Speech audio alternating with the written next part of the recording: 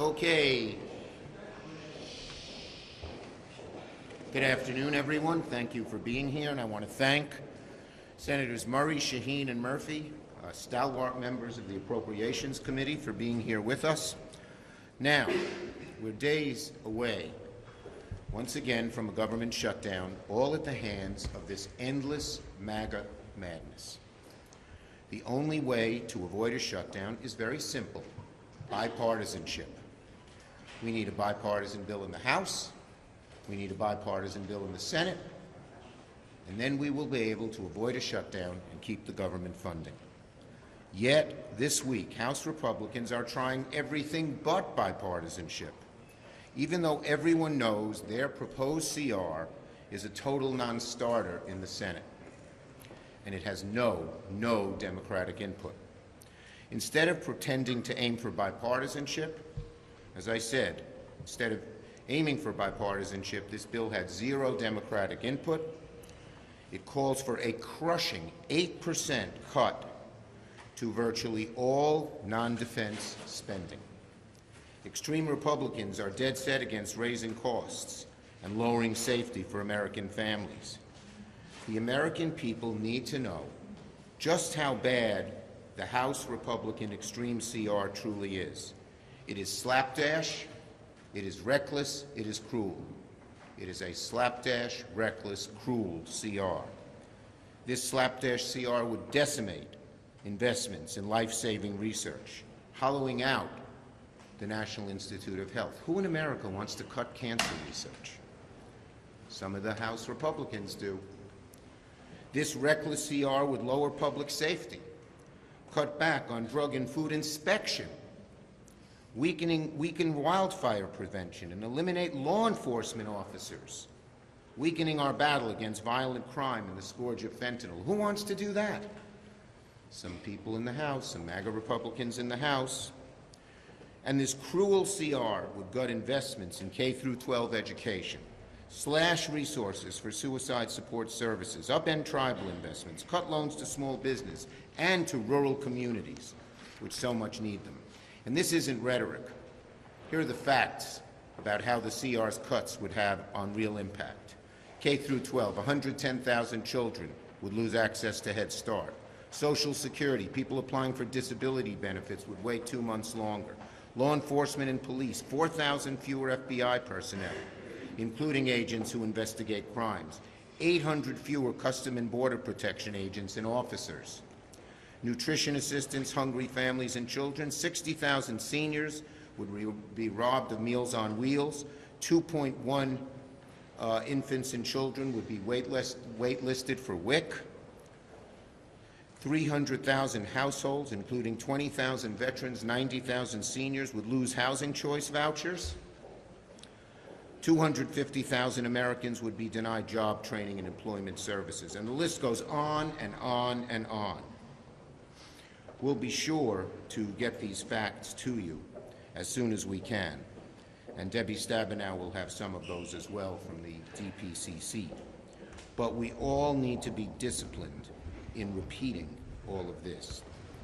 Now, this week, the Senate will also be welcoming President Zelensky as he makes his case for standing against Putin when the House Republicans say you're on your own and don't want to give him any help at all.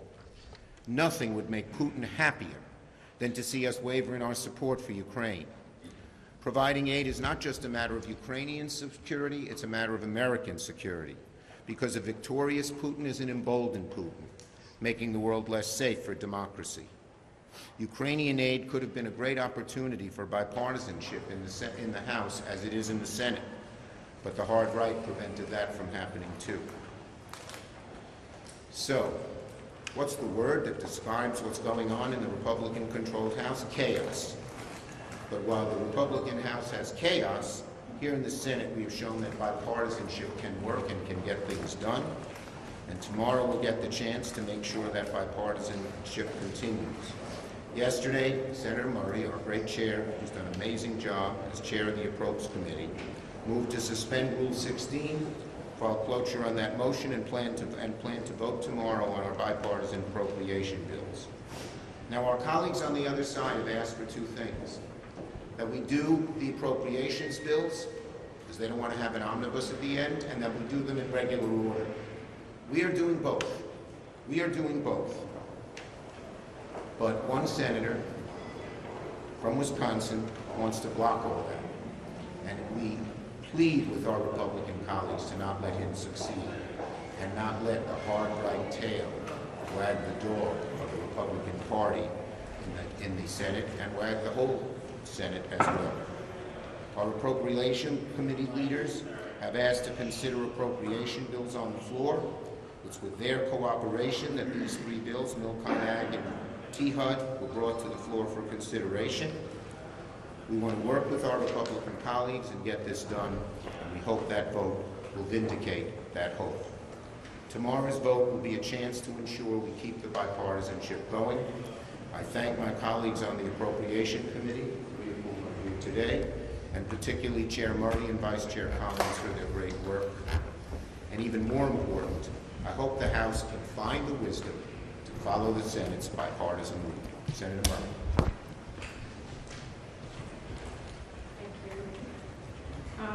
As you all know, I've been working with Senator Collins from the start of this year to make sure we have an open, bipartisan appropriations process. And just last week, 91 senators voted to proceed to our first funding package. And every bill in that package passed our committee unanimously this past summer. That is because we are writing serious, bipartisan bills that can actually be signed into law. We stuck to the deal that President and Speaker shook hands on, that Congress passed. We kept out poison pills, and we asked for input from every one of our colleagues. Now we are working to move forward on that process, and it is no secret that last week we were blocked from voting on amendments and having a real debate on the Senate floor by one senator.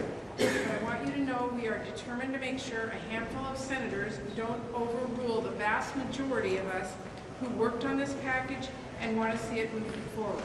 We are still working hard in hopes of securing a UC agreement, but we've also filed for a procedural vote that we will take tomorrow to get things rolling if necessary. So here's my message to every senator who's told me and Senator Collins that they want to get back to regular order. They want to get back to bipartisanship. They want to avoid that massive end-of-the-year omnibus. This is the chance to do that. They need to join us on this procedural vote so we can keep this process on track. Because if we aren't able to keep our bills moving on the floor, then an omnibus will be where we end up with. So senators need to decide what they want. I personally do not want to let a few members cause chaos and stop other senators, especially those who do not serve on the Appropriations Committee, from weighing in on these bills on the Senate floor. And I hope all of our colleagues agree. Now, looking ahead, I'll say it again, that there is no need for chaos or shutdown, but I'm afraid to say that the proposal we have seen from the House Republicans is not a serious proposal to keep our government funded. If they pass it, it is a bill with no money for Ukraine, no money for disaster relief, none of the critical funding the President has made a serious and reasonable case for, and it would cut drastically domestic funding even further, because let's not forget the deal the President and Speaker agreed to forced us already to work with some really tough cut numbers, especially across the federal programs here at home that so many of our families count on. So they are talking about a CR that would severely undercut the work of the Social Security Administration. Those are the people whose job it is to make sure our seniors get the benefits they need. A CR that would gut the FAA at a time when I think all of us can agree we need to be hiring more air traffic controllers and doing more to make sure air traffic is timely and safe. And just in time for the fall, House Republicans' CR would decimate LIHEAP, which is literally going to leave families in the cold and drive up their energy costs. And all of that is something, to say nothing of the extreme and partisan border policies they're insisting be attached to the bill. So listen, I hope you all get the point. I hope you understand what an unserious proposal the House Republicans are making, and I hope it is clear what a gut punch it would be to working families everywhere in this country. Now, in contrast, I'm working hard here in the Senate to make sure we do put together a bipartisan CR that will deliver on the necessary funding for disaster relief, supporting Ukraine, paying our wildland firefighters, and more. Because we need to show the American people that Congress can come together and help people and solve problems. That's exactly what we are focused on doing here in the Senate. And I'm pleased to be joined today by two of my chairs for the subcommittees in the appropriations, and I just want to give a shout out to all of our subcommittee chairs and ranking members in appropriations. They've had to put together these 12 bills under very difficult, challenging circumstances, and they've done so successfully, and I appreciate the work of all of them. Well, thank you very much, Senator Murray. Thank you for your leadership along with Senator Collins. As you say, we worked hard to get the 12 appropriations bills out of committee. I think for the first time, all 12 bills out of committee since 2018. I'm very pleased that the Commerce, Justice, and Science Committee bill, the subcommittee that I chair with Jerry Moran from Kansas, passed out of our committee 28-1. I think, as Senator Murray said so well, people in the Senate want to see regular order. We want to see a process where we have a chance to weigh in on the budget. I don't want to see a massive end-of-the-year omnibus bill that only 4 people in Congress know what's really in it. I want to see a process that moves forward as we are moving forward. And the fact that we saw the senator from Wisconsin last week hold up progress on the appropriations process, I believe, was very deliberate. Make no mistake, this was an effort to help extremists in the House shut down the government. And the inadequate bill that we're seeing from the House, as Senators Murray and Schumer have said so eloquently, would be a disaster for people across this country, with 8% cut to the base bill. And this is really not about fiscal conservatism, because the last government shutdown cost $12 billion. This is about trying to make the point to the people of this country that government can't work. Well, we're here to say government can work. I don't want to see the impact that this House bill would have on the people of New Hampshire, where we will see delays in infrastructure projects, including housing construction, and New Hampshire has one of the tightest housing markets in the country. We would see an impact on seniors with Meals on Wheels, on payments coming to hospitals, on small business loans from the SBA. And I was up at the northern border in New Hampshire with Canada. Yes, New Hampshire does border Canada. And what I heard from law enforcement up there was the concerns they have about additional people coming across from Canada, the concern that that is having on the drug trade in northern New England, and the cuts to CBP would have a huge impact on us in northern New Hampshire. So this is also something that our adversaries are watching. You can believe that China and Russia, Xi and Putin, are watching with glee to see if the government shuts down, to see if we are going to pass, the House is going to pass a bill that's going to get opposed in the Senate and shut down the government. So I believe we should honor the funding agreement. The last I knew, when you're in politics, you should be as good as your word. If you agree to something, you should try and follow up on that. So let's keep this agreement. Let's get this done. Thank you. Senator Murphy. Thank you, Senator Schumer. Listen, I'm so proud to be a member of the Appropriations Committee, to be able to do this work on behalf of the American people. Republicans and Democrats coming together in the Senate to confront big problems. This is how it's supposed to work. And so I listened to Speaker McCarthy complain about how hard it is for him to ram a CR through the House, given his narrow Republican majority. And I think to myself, doesn't he know there's a better way? Doesn't he know that he's not the Speaker of the Republican Conference? He's the Speaker of the House of Representatives. We have shown that you can get bipartisan agreement on appropriations bills. But Speaker McCarthy cares more about preserving his own power than he does about preserving the security of this country and the health of American families. And so once again, the House is in meltdown mode because Speaker McCarthy refuses to reach out and do what is available to him, find a bipartisan path to keep the government open and to fund the government through the rest of this year. I just want to quickly cover two aspects of this continuing resolution. Now, it may be that they never pass this draconian, slapdash, dangerous CR. It may be that they never have the votes for it.